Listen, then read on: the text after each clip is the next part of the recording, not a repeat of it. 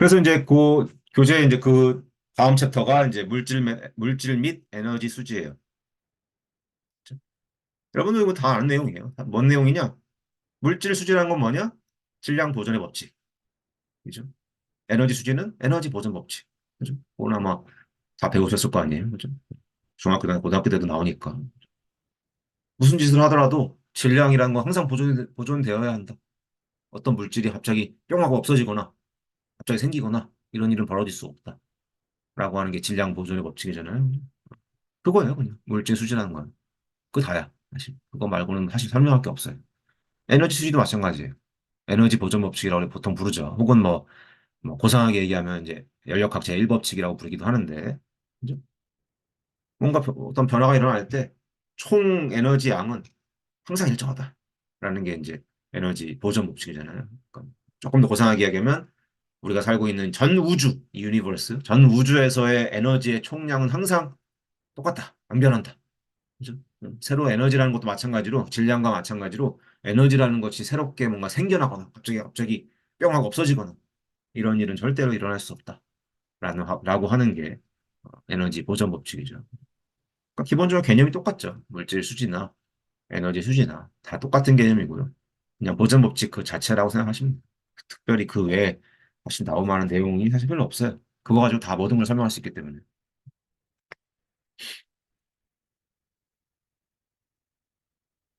그래서 물질 수지부터 한번 생각해 보죠. 교재를 보시면 뭐 물질 수지의 개념, 방정식 뭐 등등등 특정한 케이스에서의 물질 수지. 근데 뭐 다 똑같은 얘기고 그냥 방금 말씀드린 질량 보존의 법칙 그거 하나예요. 그거 하나 가지고 모든 식도 다 만들 수 있고 뭐 정리도 할 수 있고 뭐 상세한 식 이런 건 제가 뭐 다루지 않을 거라고 말씀드렸으니까. 그래서 물질 수지라는 게 뭐냐? 아까 말씀드린 대로 질량 보존의 법칙이다 그냥. 어떠한 물질도 갑자기 없어지거나 생기거나 할 수는 없다. 그죠? 그거예요. 물질의 양은 항상 똑같아야 된다. 다만 물질의 그 질량은 보존되어야 되지만 그 과정에 있어서 예를 들면 화학 반응이 일어났어. 화학 반응이 일어나는 데 있어서 뭔가 에너지가 생길 수는 있다. 그죠? 사실 질량 보존의 법칙도 좀 애매한 경우가 있죠, 사실. 그죠? 어떤 경우요? 우리가 이제 원자력 특히 원자력 과학 학생들은 더 익숙하겠지만 태양에서 나는 핵융합이나 이런 걸 살펴보면 질량 보존이 안 되잖아요. 그러니까 질량 보존의 법칙이라는 것도 되게 깊이 들어가면 조금 애매하긴 하죠. 왜냐면은 저기 뭐야 아인슈타인의 질량 에너지 등가 원리가 나오기 때문에 이게 무슨 얘기냐면은 어, 태양에서 어, 핵융합 반응이 일어나잖아요. 그죠? 태양에서 무슨 일이 일어나냐면 태양 안에는 이제 태양 엄청 뜨겁잖아요. 왜 이렇게 뜨겁냐? 봤더니 태양에서는 이제 수소 원자들이 합쳐지잖아요. 그죠? 수소 원자들이 합쳐지면서 뭐 헬륨이 되고 그러면은 수소 합쳐져가지고 헬륨이 되는 거니까 질량이 딱 보존되어야 될 것 같은데, 그죠? 자세히 살펴봤더니 자세히 계산해 보니까 질량이 안 맞는 거야. 그죠? 그 핵융합 반응에 있어서의 반응물들의 질량의 총합하고 헬륨 그 생성물의 예를 들면 질량의 총합이 조금 다르죠. 사실 조금 다른 거야.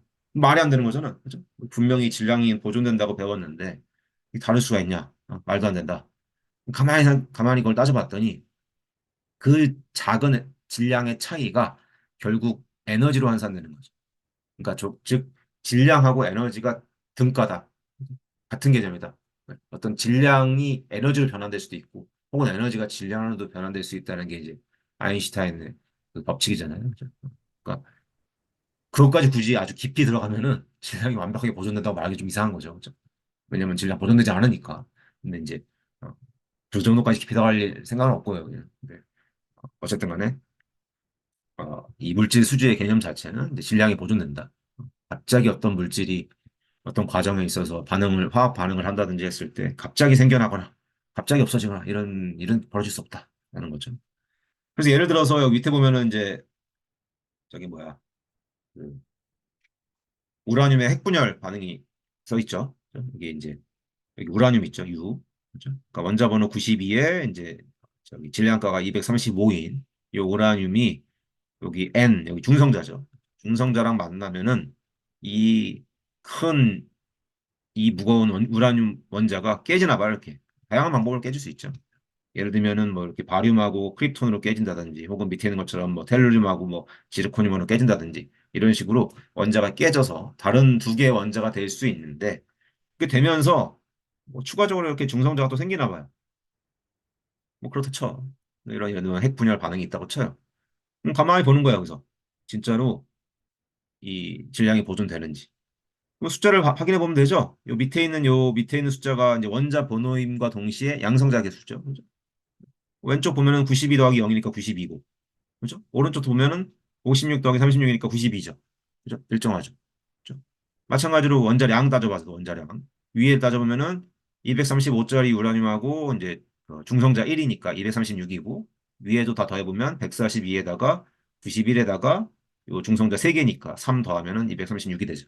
그죠? 항상 보존된다는 걸 알 수 있죠. 밑에의 경우도 마찬가지고 양성자 수랑 중성자 수가 일정하게 유지가 된다. 결국 물질 수지의 개념을 우리가 이런 간단한 예에서도 이제 확인을 할 수가 있는 거죠. 그래서 아까 말씀드린 대로 물질 수지는 그냥 질량 보존의 법칙이에요. 질량 보존의 법칙. 그래서 어떤 개가 있어요. 시스템이 있어.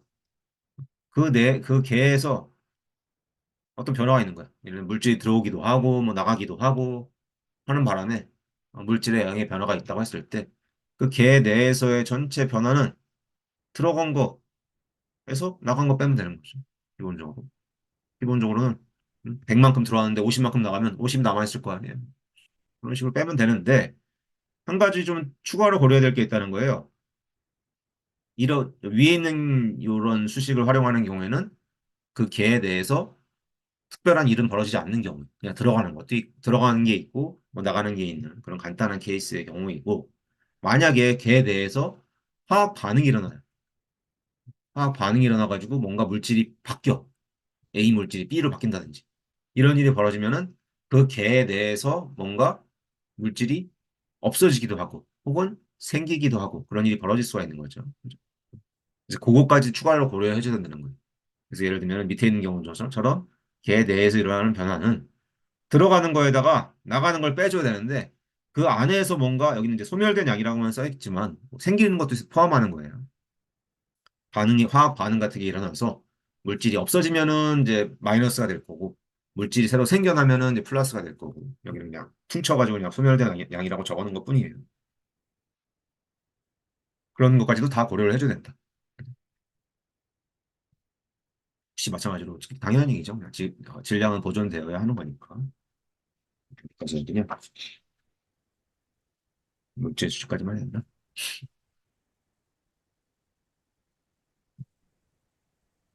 그래서 예를 들어서 이거를 조금 더 고상하게 그냥 수식으로 좀 만들어 보려고 하는 건데요. 그냥 요 앞에 내용과 똑같은 내용인데 이렇게 간단하게 쓰면 그냥 사실 끝나는 일인데 그거를 조금 더 고상하게 그냥 수식화해서 쓴다면 쓸 수 있다는 거예요. 예를 들면 여기 가운데 개가 있어요. 시스템이 있고 개의 질량이 뭐 대문자 M이고 부피는 V 어떤 한 성분 우리가 여러 가지 물질이 섞여 있을 수 있잖아요. 하나의 성분을 뭐 X라고 하고 이 안에서 반응이 일어나 가지고 뭐 없어질 수도 있고 혹은 생성될 수도 있는데 그 속도를 뭐 D라고 한대요. 그 와중에 요 개로 물질이 들어오기도 하고 요 화살표 들어오는 것도 있고 나가는 것도 있고 그런 거. 그죠? 그러니까 들어온 거에서 나가는 걸 당연히 빼줘야 되는데 거기에 추가적으로 요 소멸되는 거나 혹은 생성되는 것까지 고려를 해주면 되는 거죠. 그게 다야. 요 앞에 나온 식을 괜히 그냥 뭐 이상한 X 뭐 이런 거 변수 써가지고 그냥 표현을 한번 해보겠다라는 그런 정도로 생각하시면 돼요. 그래서 이런 식으로 그냥 위에 보면 위에는 그냥 여기 들어가는 거랑 나가는 것만 생각하는 경우. 이쪽에 들어가는 거고 뭐 나가는 거고. 네, 추가적으로 자세한 디테일은 모르셔도 돼요. 네. 그러니까 이 앞부분이 들어가는 그러니까 공급되는 양이라고 생각하시면 되고 요게 그러니까 밖으로 나가는 양이라고 생각하시면 되고 요 소문자 D가 뭐 개 내에서 어떤 화학 반응 같은 게 일어나서 소멸되거나 혹은 생성되는 그 부분이라고 생각하시면 돼요. 그러니까 요거랑 똑같은 거죠. 요 밑에 있는 시각은 똑같은데 오늘 그냥 약간 고상하게 그냥 수식화해서 표현했을 뿐이에요. 시간당 얼마만큼 뭐 특정한 물질이 변하는 정도를 따졌을 때, 그죠? 들어가는 거랑 나가는 거 서로 빼주고, 그다음에 이제 화학 반응에 의해서 생성되거나 혹은 소멸된 것까지도 추가적으로 고려해주면 된다. 그런 정도 얘기라고 생각하시면 되고요. 특별한 내용은 없어요, 사실. 또 아까 방금 전에 같은 거 똑같은 시기고 사실상 똑같은 시기라고 생각하시면 되고. 그다음에 이제 정상 상태라는 말이 나오죠. 그죠? 여러분들 아마 정상 상태 배우셨을 것 같은데 정상 상태 뭐 영어로 하면 이제 스테디 스테이트죠. 정상 상태라는 건 뭐냐면은 이런 변수들이 뭐 질량이 됐건 뭐 부피가 됐건 몰수가 됐건 시간에 따라서 당연히 변할 거 아니에요. 이런 식으로 뭐 들어오는 것도 있고 나가는 것도 있고 생성되는 것도 있고 소멸되는 것도 있고 하니까 시간에 따라서 그 양이 변할 텐데 너무 많이 이것저것 다 변하면 헷갈려. 그리고 계산하기가 복잡해. 그래서 이런 정상 상태를 보통 가정에서 뭔가 계산하는 경우가 많죠. 그럼 정상 상태가 뭐냐? 여기 뭐라고 써 있어요? 시간에 따라서 그 양이 변하지 않는 상태. 여기서 이제 M으로 되어 있으니까 질량이겠네. 시간에 따라서 어떤 물질, 특정한 물질, 우리가 관심 있어 하는 물질의 양이 변하지는 않는 거야. 다 고려했을 때, 들어오는 거, 나가는 거, 뭐 이런 걸 다 고려했을 때, 시간에 따라서는, 그러니까 분명히 들어오는 것도 있고 나가는 것도 있고 하긴 하지만, 전체적으로 평균을 내보니까, 시간에 따라서는 일정한 것처럼 보이는 거야. 그죠? 그렇게 하면은 계산이 좀 간단해지거든. 그리고 우리가 실제적으로 뭔가 이 어널리티컬하게 풀 수 있는 그런 문제들이 많이 얻을 수가 있기 때문에 그런 이유 때문에 이런 정상 상태를 가정하거나 물론 꼭 가정해야 되는 건 아니고 실제로 정상 상태가 되는 경우가 꽤나 많이 있어요. 어떤 특정한 조건들을 잘 맞춰주면. 그래서 이런 경우에는 시간에 따라서 그 변수가 변하지 않는 거니까 여기서 이제 매스가 변하지 않는 거니까 이 앞에 있는 식에서 이 왼쪽 부분이 이제 0이 되는 거죠. 그죠? 이 부분이 0이니까 뭐 이 식이 그냥 0이다라고 놓고 뭔가 풀어서 뭔가 계산을 해볼 수가 있는 거죠. 실제 계산한다는 얘기는 아니고 그냥 예를 들어서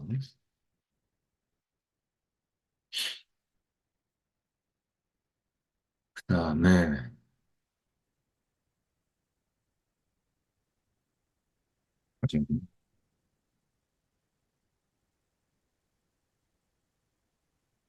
1.3까지만. 그다음에 이제 1.3 화학 반응을 동반하지 않는 개의 물질 수지라고 돼 있어요. 그죠? 아까 전에 화학 반응이 일어나면 뭐 물질이 생길 수도 있고 없어질 수도 있고 그런 얘기 했잖아요. 그죠? 그런 거 없는 경우. 그러니까 제일 간단한 경우죠. 제일 간단한 경우. 예를 들면 단순히 어떤 물질을 두 가지를 섞는다든지. 근데 반응은 안 일어나. 아니면 어떤 물질이 들어오고 나가고 그거밖에 없어. 아주 간단한 케이스. 그냥 더하기 빼기만 하면 되는 그런 케이스를 말하는 거예요. 그래서 예를 들면 여기 뭐 요게 책에 있는 예제예요. 예제 2-2랑 2-3번인데 2-2를 보면은 뭐 너무 간단한 거라서 사실 여기 보면은 뭐 입자가 10개 있는데 그중에 8개는 검정색, 2개는 하얀색이래요. 거기에다가 검정색 4개, 하얀색 6개를 섞으면 어떻게 되냐? 그냥 더해주겠지 그냥 당연히 검정색 12개랑 뭐 하얀색 8개가 된다. 그죠? 당연한 거지 그냥. 어, 지금 단순히 그냥 섞는 경우 그냥 혼합 그런 케이스고요. 뭐 밑에도 마찬가지예요. 이것도 책에 있는 예예요 그냥. 10% 소금물 100g하고 20% 소금물 200g 정도가 되냐? 중학교 때 배운 거죠. 들어있는 소금의 양을 계산할 수 있잖아요. 예를 들면 10% 소금물 안에는 소금이 10g 들어있는 거죠. 그죠? 그리고 20% 소금물 200g에는 소금이 40g 들어있는 거죠. 그죠? 뭐 섞으면 뭐 되겠지. 그죠? 계산해 볼 수 있겠죠. 아주 간단한 그런 반응이 안 일어나니까 단순히 그냥 들어오고 나가고 혹은 단순히 섞는 거 그런 케이스고요. 요거는 이제 단순히 섞는 거에 대한 예만 2개 보여드린 거고, 그 다음에 나오는 거는 이제, 여기 보면 이제 흐름에 의한 변화라고 써 있죠? 그죠? 이건 뭐냐면은 이제, 아까 전에 봤던 일반식이 다시 한번 써 있는 거잖아요. 그죠? 뭔가 시간에 따라서 변하는 물질의 양은 들어오는 거, 빼기 나가는 거, 거기다가 뭔가 화학 반응에 의해서 생성되거나 소멸되는 거에 그런 식으로 표현이 됐었는데, 요 D 부분, 화학 반응에 의한 생성 소멸이 없는 경우, 요 D 부분, 이 부분이 없는 경우를 생각하는 거예요. 그러니까 들어오는 거랑 나가는 것만 있는 경우. 간단하겠지. 더하기 빼기만 하면 되는 거니까. 그런 케이스만 여기서 얘기를 하고 있고요. 그래서 여기서 책에서 이게 예제 역시 마찬가지로 책에 있는 예제 2-5번이거든요. 어, 한번 대충 요거만 보고 넘어갈게요. 문제를 읽어볼까요? 요 그림에 있는 것처럼 물 저장 탱크가 있대요. 요게 탱크야. 요 탱크의 넓이가 A 제곱미터래요. 그러니까 이 단면적으로 말하는 거죠. 단면적이 A 제곱미터고, 거기에서 M0 kg per minute, 즉 1분에 M0 kg만큼의 물을 이렇게 빼서 쓰려고 하는 거야. 이게 물탱크야. 물이 필요해서 이렇게 물을 M0만큼 시간당, 그러니까 1분당 M0 kg의 물을 빼서 쓰려고 그래. 물 다 빼서 쓰면 이제 탱크가 물이 없어질 거 아니에요, 그죠? 그래서 물을 최대한 여기 이제 유지를 시켜놔야 돼. 그래서 이 탱크의 물의 액면을 HW, 요 높이로, 그죠? 요 높이로 일정하게 유지를 시켜주고 싶어. 계속 물을 빼서 쓸 건데, 유지를 시켜주려면 어떻게 해야 돼요? 외부에서 물을 계속 탱크로 집어넣어줘야 되죠? 그죠? 외부에서 물을 집어넣어 줘야 되는데 그 공급되는 물의 양은 요 HW 우리가 목표로 했던 높이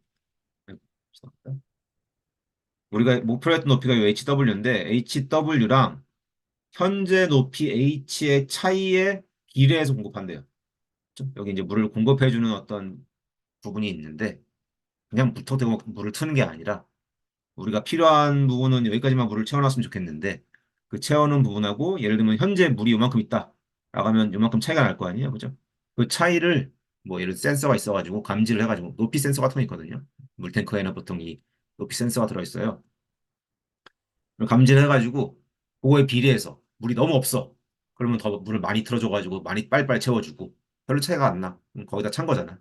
우리가 원하는 거보다 거의 차 있으면은 물을 좀 줄여가지고 조금만 채워주고 그렇게 하려고 하나 봐요. 그래서 처음에 요 H0라는 높이 상태에서 물을 채우기 시작하는 거야. 우리는 계속 M0만큼씩 1분당 M0를 계속 쓰고 있고 물은 계속 물탱크 그러니까 요 위쪽에서 뭐 이런 밸브로 통해 가지고 들어가고 있을 때 그때 액면의 변화는 어떻게 될까? 시간에 따라서 어떻게 변할까? 이걸 뭐 계산을 해봐라 라는 것 같아요. 과정을 잘 나와 있는데 제가 뭐 다 여기 적혀 있는데 여기는 그냥 물 들어가고 나가는 것밖에 없죠. 그죠?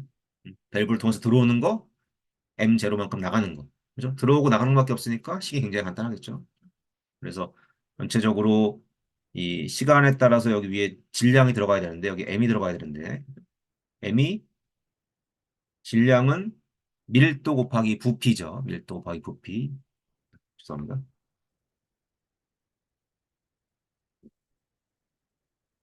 밀도 곱하기 응?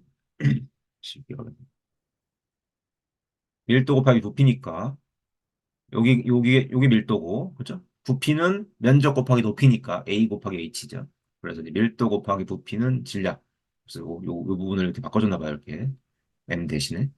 그래서 그게 들어가는 거 나가는 거. 그죠? 들어가는 거 빼기 나가는 게 시간당 증가되는 그 물의 양일 테니까. 이렇게 그냥 식사는 끝이에요. 이 식 하나면 사실 다 사실상 해결되는 거죠. 이거를 조금 이제 추가적으로 조금 더 정리하는 것 같아요. 뭘 정리하는지 봤더니 일단 첫 번째 아까 전에 여기 들어가는 거 MI 이게 이 I의 의미는 인풋이에요. 인풋 들어가는 거. 아까 들어가는 거는 뭐에 비례한다고 그랬어요? 요 HW랑 현재 높이의 차이에 비례한다고 그랬죠. 그걸 이제 수식화하는 거예요. 수식으로 표현하면 어떻게 돼요? HW랑 H의 그 차이에 비례한다. 이 비례상수를 여기다 K라고 집어넣는 거죠. 그다음에 M0는 그대로고. 그래서 이런 식이 된 거예요, 그냥. 이런 식. 근데 이 식을 풀어야 돼. 풀어야 되는 변수가 뭐예요? 지금 H죠. H가 왼쪽에는 이렇게 라운드 H, 라운드 T를 가지고 이제 미분 방정식이 돼 있고 1차 미분 방정식. 오른쪽에 여기에 1차 식이 있죠. 그러니까 전체적으로 보면 그냥 1차 미분 방정식 푸는 거예요. 1차 미분 방정식. 그죠? 아마 여러분들 학부 때 이제 다 배우셨을 텐데 뭐 실제 여기서 풀 건 아니고 1차 미분 방정식을 풀면 답이 이렇게 나오겠죠. H는 어쩌고 나올 거 아니야. 그죠? H는 뭐 시간에 대한 함수로 뭔가 표현이 되겠죠. 그래서 요 책에서는 실제 푸는 과정을 막 보여주고 있더라고. 뭐 우리가 실제 풀 건 아니니까 뭐 이렇게 푼대요. 뭐 여기 뭐 인테그레이션 팩터 같은 거 곱해가지고 뭐 적분 인자 있잖아요. 적분 인자를 뭐 곱해가지고 저쪽 풀면은 답만 봅시다. 답만. 답이 이렇게 된대. 답이 이렇게. H는 어쩌고저쩌고 뭐 여기 시간에 대해서 어떻게 되는지 나와요. 그죠? 그러니까 결과적으로 다시 말씀드리면 물탱크가 있고 계속 그 물탱크에서는 M0만큼 시간당 M0 kg만큼의 물을 계속 빼서 쓰고 있고 그 물탱크가 비워버리면 안 되니까 어느 정도의 물 수위를 유지해 주기 위해서 물을 또 계속 공급하고 있는 거야 밸브에서. 그런다고 했을 때 시간당 그 물의 높이가 어떻게 되느냐? 이 h가 물의 높이잖아요. 그죠? 시간당 이 물의 높이가 이렇게 변한다라는 거야. 이 식에 따라서 변한다. 그래서 이 식을 그래프를 한번 그려보니까 이렇게 된대요. 이게 시간이고 y축이 여기 h야. 이게 h. 그죠? 시간에 따라서 이렇게 쭉 높이가 증가하는 걸 알 수 있죠? 이렇게 증가하거나 이렇게 증가하거나. 그죠? 이 k 값이 다르니까 증가하는 정도가 좀 다르네요. k가 뭐였어요, 아까? 요거죠. 요 비례상수. 그죠? 집어넣어주는. 집어넣어주는 거에 비례상수였어. 그러니까 K가 크면은 시간당 물을 많이 집어넣어주는 거. K가 작으면은 상대적으로 좀 천천히 집어넣어주는 거죠. 그죠? 그래서 좀 작을 때는 물의 높이가 점점 좀 천천히 올라가. 근데 K가 좀 클 때, 20일 때는 좀 빨리 올라가긴 하네요. 근데 문제는 결과적으로 보더라도 우리가 원했던 높이는 여기야. 여기가 왜냐면 HW야. 거기까지는 못 가죠. 그죠? 계속 집어넣어주고 계속 이게 물이 빠져나오고 있기 때문에 거기까지 다다르기는 너무 오래 걸려. 어느 정도의 차이를 보이고 있는 것을 확인할 수가 있죠. 그 정도 얘기예요. 거기 방금 제가 말씀드린 설명이 여기 나와 있습니다.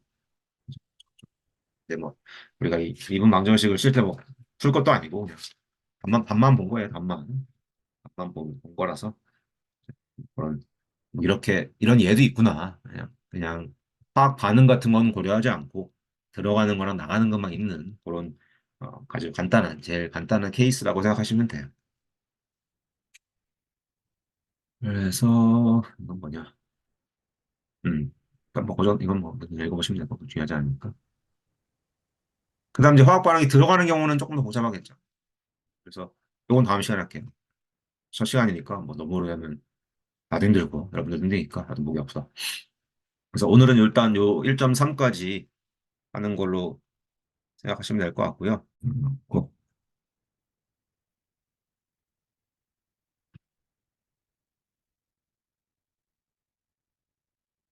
네, 여기 1.4 목소리 잘 들리시죠? 1.4 할 차례죠? 물질 수지에서 화학 반응을 동반하는 개의 물질 수지라고 되어 있네요. 그죠?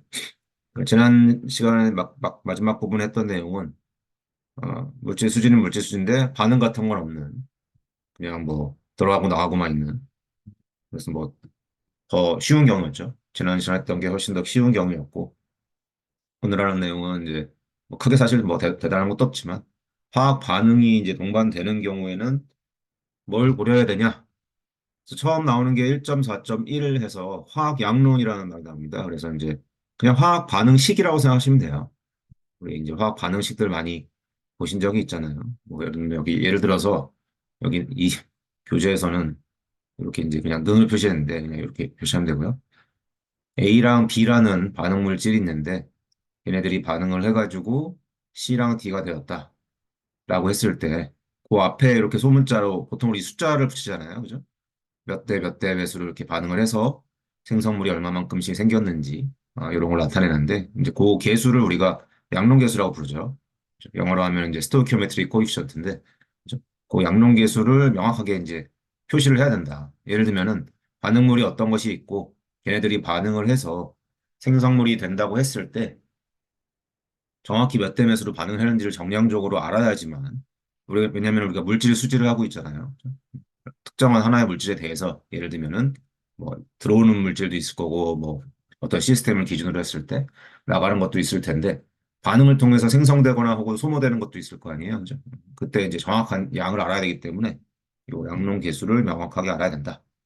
예를 들어서 책을 보면 이런 식이 나오더라고요. 그죠? 우리 뭐 흔히 잘 알고 있는 요 C3H8AC 이제 프로판이잖아요. 프로판 가스. 프로판 가스랑 산소랑 반응하는. 즉 다시 말해서 그냥 연소 반응이죠. 프로판이라고 하는 물질을 태웠을 때 태우면은 이제 이산화탄소랑 이렇게 수증기가 만들어진다라고 이런 반응이 일어나는데 그때 명확하게 양론 계수를 따져보면 따지는 건 뭐 간단하죠. 이제 양쪽을 비교하면 되잖아요. 그죠? 질량은 보존돼야 되니까 즉 물질 수지를 우리가 고려를 해야 되니까 왼쪽 반응 이쪽 반응식에 있는 각 원소의 종류랑 개수가 똑같아야 되고 오른쪽하고 똑같아야 되는 거죠. 그죠? 산소도 똑같아야 되고 뭐 수소도 마찬가지, 산소도 마찬가지로 그 똑같은 1차식들을 쭉 적어주면은 이제 연립방정식 나올 거 아니에요. 그래가지고 그거 가지고 구해보면 이런 식으로 구해보면 정리를 해보시면 간단한 산수니까요. 이런 식으로 이제 얻을 수 있다. 그러니까 한 분자의 프로페인 가스가 다섯 분자의 이제 산소랑 반응을 해서 이산화탄소 세 분자 그리고 뭐 수증기 네 분자 이런 상대적인 양의 비가 반응을 해가지고 생성이 된다라는 거를 뭐 명확히 알 필요가 있다라는 거죠. 그냥 우리가 뭐 아주 정량적인 계산 이런 걸 제가 뭐 한다고는 말씀드리지 않았기 때문에 그래서 그냥 원론적인 얘기만 하고 넘어가도록 할게요. 그 다음에 물질 수지를 하는 데 있어서 과잉률, 그 다음에 그 다음 슬라이드에는 뭐 전환율, 수율 이런 용어들이 나와요. 그런 용어들의 이제 정의가 어떻게 되는지 한번 살펴보죠. 과잉률이라는 게 나와 있네요. 과잉률. 식을 보니까 분모에 이론적으로 필요한 양이 들어가 있고 분자에는 공급량 빼기 이론적으로 필요한 양. 그러니까 원래 이론적으로 필요한 양 대비 얼마만큼 더 넣어줬냐라는 그 비율인가 봐요. 그래서 밑에 설명을 보면 한정 성분의 반응 전환율을 높이기 위해서 이론량보다 더 넣어주는 것을 과잉이라고 한다. 그리고 한정 성분이란 말이 전 시간 마지막 부분에 잠깐 나오고 말았는데 영어로 하면 이제 리미팅 리액턴트인데 그러니까 뭔가 정량적인 계산을 하는 데 있어서 이런 반응 식이 있을 때 기준이 되는 거. 기준이 되는 그 물질을 한정 성분이라고 하거든요. 예를 들어서 이 과잉률 설명하면서 같이 보여드릴게요. 그래서 이게 무슨 말이냐면은 예를 들면 방금 전에 봤던 요 프로페인 요 연소 반응 있잖아요. 연소 반응. 그럼 이런 반응을 시킬 때 우리가 얘 1, 얘 5만큼 딱 정확하게 재서 반응을 시키지를 않아요, 보통. 왜 그러냐면은 예를 들면 이런 반응 꼭 이제 뭐 프로페인이 아니라 하더라도 이게 그냥 탄화수소잖아요, 탄화수소. 그럼 우리가 뭐 일반적인 탄화수소, 뭐 석유나 석탄 태우는 거랑 마찬가지예요. 그럼 태우면 무슨 일이 벌어지냐면은 열이 발생하죠. 그러니까 기본적으로 이런 반응들이 대부분 이제 발열 반응이에요. 엔탈피 변화가 정도 작은 발열 반응인데 그럼 열이 최대한 많이 나오게 하려면은 이 반응이 완벽하게 다 이루어져야겠죠. 그죠? 프로페인 자체가 완벽하게 다 반응이 일어나야지만 다 없어지고 반응 완전히 완결이 되고 우리가 원하는 만큼의 연소 열이 나올 거 아니에요. 그죠? 그래서 이런 반응 시킬 때 혹시라도 이 비율이 딱 안 맞으면 반응이 덜 일어날 수 있잖아요. 그죠? 괜히 그럼 프로페인이 남는 거잖아요. 그죠? 연소 반응을 완결을 시켜야 되는데 남게 되니까 일반적으로 이런 반응 시킬 때 이 산소를 더 많이 집어넣어줘요. 원래 필요한 만큼 보다. 예를 들면 요거 1에 요거 5만큼 필요한데 그거보다 더 많이 넣어주는 거예요. 그러면 충분히 이제 요 프로페인을 다 연소를 시키고도 산소는 조금 남겠죠. 그랬을 때 요 물질을 이제 과잉하게 집어넣어주는 거예요. 그죠? 그때 기준 물질은 뭐예요? 요 물질이죠, 요 물질. 프로페인이 기준이 되는 거예요. 이 다음 슬라이드 나온 것처럼 프로페인이 이제 한정 성분이 되는 거예요. 기준이 되는 물질이 되는 거고 그거는 다 써먹어야 되니까 다 완전히 반응이 돼가지고 열을 충분히 만들어내야지만 우리가 그걸 가지고 뭐 화력 발전을 하든 하는 거잖아요. 프로페인 가지고 하진 않지만 어쨌든 그렇기 때문에 이런 반응이 예를 들면 있다고 했을 때 산소를 이제 과잉으로 넣어주는 거예요. 그래서 원래 필요한 양보다 얼만큼 더 넣어줬냐? 그 상대적인 그냥 비율을 그 과잉률이라고 부르는 거고요. 그냥 용어니까. 그 다음 또 비슷한 용어로, 비슷한 건 아니지만 조금 다른 다른 이 반응화 반응이 진행되어 있을 때 나오는 용어들이 전환율이라는 게 나오고 수율이라는 게 나와요. 전환율, 수율. 전환율 먼저 살펴보죠. 전환율은 영어로 하면 이제 컨버전일 거예요. 컨버전. 정의가 어떤지 보면은 일단 식을 보면 공급량분의 반응량 곱하기 100이죠. 그렇죠? 그러니까 어떤 물질을 우리가 완벽하게 반응을 시키려고 물질을 100만큼 넣어줘도 그게 어떠한 이유에선 간에 100만큼 다 반응하지 못하고 일부만 반응하는 거예요. 95만큼 반응한다든지. 그렇죠? 그때 이제 그 실질적으로 반응한 만큼 전체 공급해진 물질 대비 반응한 만큼을 우리가 전환율이라고 부르는 거예요. 그냥. 그러니까 그거 넣어준 물질을 기준으로 생각하겠죠. 예를 들면 아까 생각했던 뭐 예를 들면 프로페인이야. C3 그 HAS를 기준으로 했을 때 걔를 100만큼 넣어줬는데 뭐 무슨 뭔가 이유가 있겠죠. 뭔가 반응기에 문제가 있다든지 이런 여러 가지 이유 때문에 반응이 좀 덜 됐어. 그죠? 그때 예를 들면 95%만 반응했다. 라고 하면은 전환율이 95%가 되는 거예요. 그래서 보통 이 전환율은 넣어준 물질, 반응물을 기준으로 특히 이제 요 아까 얘기했던 그 한정 성분을 기준으로 보통 이야기를 많이 해요. 이거랑 조금 비슷한 개념인데 좀 다른 게 수율이에요. 수율은 뭐냐면 예를 들면 전환율이 100%예요. 어떤 물질을 넣어줬는데 그 물질이 100%다 반응을 했어. 그죠? 근데 그 100%다 반응을 했다고 해서 우리가 원하는 생성물이 다 만들어지는 건 아닐 수도 있잖아요. 그죠? 우리가 원하지 않는 반응이 생길 수도 있는 거고. 그죠? 우리가 넣어준 물질은 어쨌든 간에 다 반응을 해서 없어졌는데, 그죠? 우리가 원하는 물질이 예를 들면 C 물질인데, C가 아니라 또 엉뚱한 게 생긴 거야. 일부. 그럴 수도 있잖아요. 그죠? 그래서 그런 개념이 이제 수율이에요.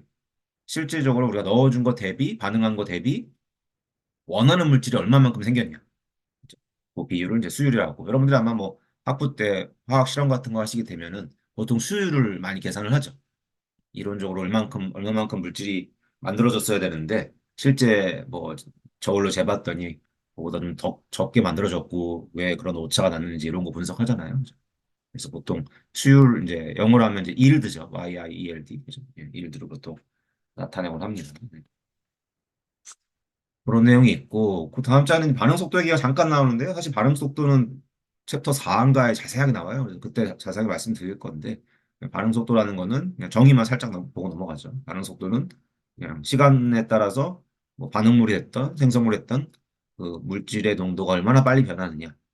예를 들면 반응물을 기준으로 한다면 시간에 따라서 반응물 농도가 점점 감소할 거고 생성물을 기준으로 한다면 생성물이 시간에 따라 점점 증가할 거 아니에요. 그죠? 그 시간에 따라서 얼마나 빨리 농도가 감소하고 혹은 증가하는지 그렇게 정의되는 그러니까 정의 자체가 이렇게 정의가 되어 있죠.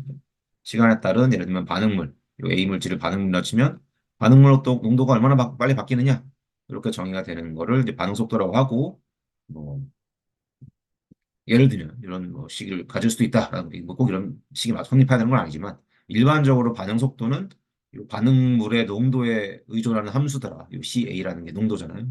그래서 반응 속도 관련해서는 챕터 3인가 4에서 되게 자세하게 나오니까 그때 얘기할 거고요. 그래서 대충 뭐 개념 정도만 살짝 그냥 보고 넘어가도록 할게요. 일단 넘어가죠. 아, 그다음은 뭐야? 아, 반응이 있는 계에서의 뭐 물질 수지는 똑같아요. 앞에서 했던 물질 수지랑 똑같아요. 우리가 물질 수지라는 게 뭐였어요? 그냥 질량 보존의 법칙이죠. 특정한 물질에 대해서 그 물질이 들어온 어떤 시스템을 기준으로 했을 때 들어오는 거 나가는 거 그리고 소멸되는 거까지 고려를 했을 때 당연히 일정하게 어, 질량이 보존돼야 된다. 그것만 뭐 가지고 하는 거지. 딴 거는 사실 다 똑같아요. 다 똑같다고 보시면 되니까 크게 뭐 신경 쓰지 않으셔도 됩니다. 그래서 우리가 자산 계산 이런 거 안 할 거니까 넘어갈게요. 여기는 정상 상태가 뭔지는 우리 앞에서 배웠으니까